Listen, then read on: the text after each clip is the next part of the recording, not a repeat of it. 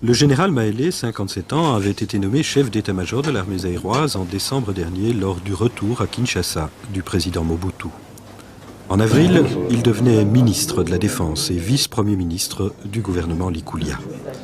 Cette nuit, il s'est rendu au camp Tchachi, à l'ouest de la capitale, un camp où résidait ces derniers temps le président Mobutu, un camp où est casernée toute une partie de la division spéciale présidentielle, la seule à posséder des mortiers et des canons.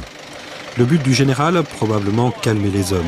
Cela lui a coûté la vie. Selon certains, il aurait proposé de déposer les armes. Qualifié de traître, il aurait été abattu. Selon d'autres, son assassinat aurait été prémédité. On l'aurait accusé de double jeu.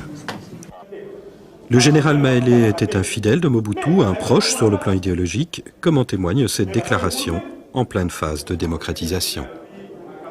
Les forces armées zaïroises ont foi aux politiciens, qu'elles reconnaissent suffisamment capables de trouver des solutions aux problèmes politiques de l'heure.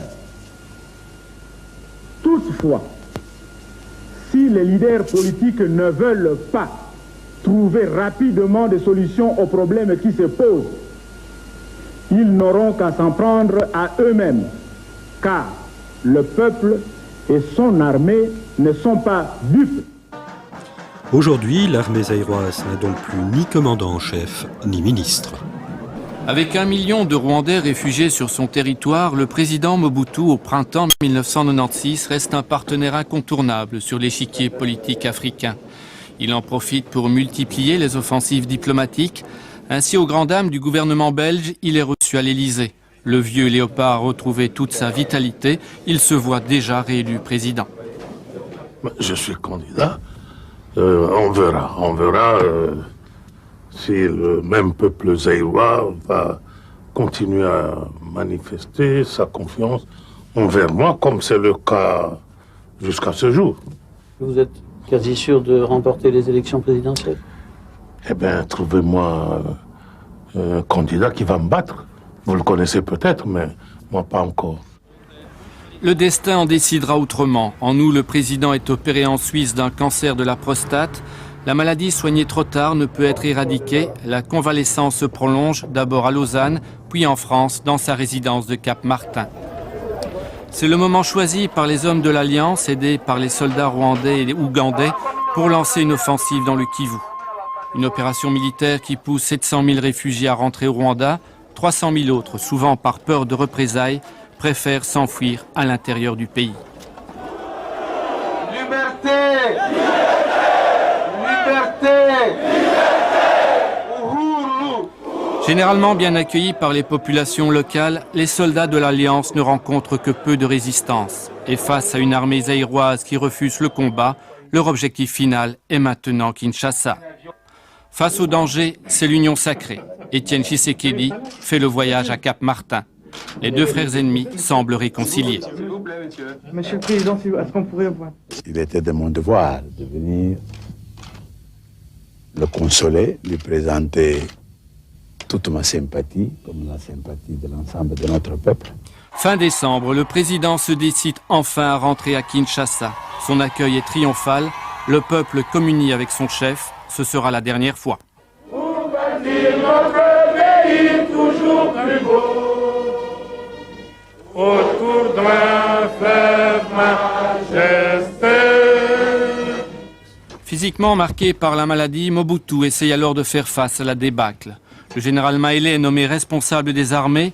Il promet une contre-offensive. Des fonds sont débloqués pour acheter du matériel et payer des mercenaires. L'espoir renaît.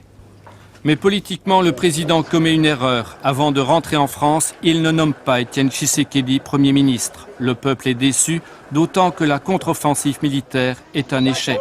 Pire, sur le terrain, les troupes de l'Alliance avancent inexorablement. Les régions minières et les villes de Kisangani et Lubumbashi sont aux mains des rebelles. De plus en plus, Laurent Désiré Kabila s'impose comme le nouvel homme fort du pays. À Kinshasa, Mobutu, rentré au Zaïre, veut encore y croire. Je m'appelle Mobutu. Je suis rentré pas pour m'occuper des intérêts de Mobutu, ni de la fortune de Mobutu, comme vous l'écrivez de temps en temps, mais des intérêts supérieurs du Zaïre. Il est trop tard. Une dernière parade, la nomination d'Étienne Tshisekedi comme Premier ministre. Il ne le restera que quelques jours, ne sert à rien. Après un règne qui aura duré plus de 30 ans, la population ne veut plus du système Mobutu. Un dernier gouvernement dominé par des militaires remplace alors l'équipe de l'impopulaire Premier ministre Kego Wadondo. Trop tard, le régime est moribond. Attaqué de l'extérieur, il implose de l'intérieur. Pour éviter le pire, les Occidentaux envoient des troupes juste de l'autre côté du fleuve, au Congo-Brazza. Officiellement, elles sont là pour protéger leurs ressortissants. Lâché par tout le monde, Mobutu est obligé de négocier. Sur un bateau sud-africain au large de Pointe-Noire, Mobutu et Kabila se rencontrent. Le médiateur Nelson Mandela négocie une sortie honorable pour le président zaïrois. Elle lui sera refusée. Le vieux léopard doit jeter l'éponge. Un dernier voyage au Gabon où il rencontre les présidents des pays africains francophones se solde par un échec. Et après un ultime camouflet de Laurent Kabila qui refuse de le rejoindre à Pointe-Noire, Mobutu n'a plus qu'un seul souci, trouver une terre d'asile. Après un long périple, il échoue au Maroc. Sans doute, le président déchu avait-il rêvé d'un autre endroit pour finir.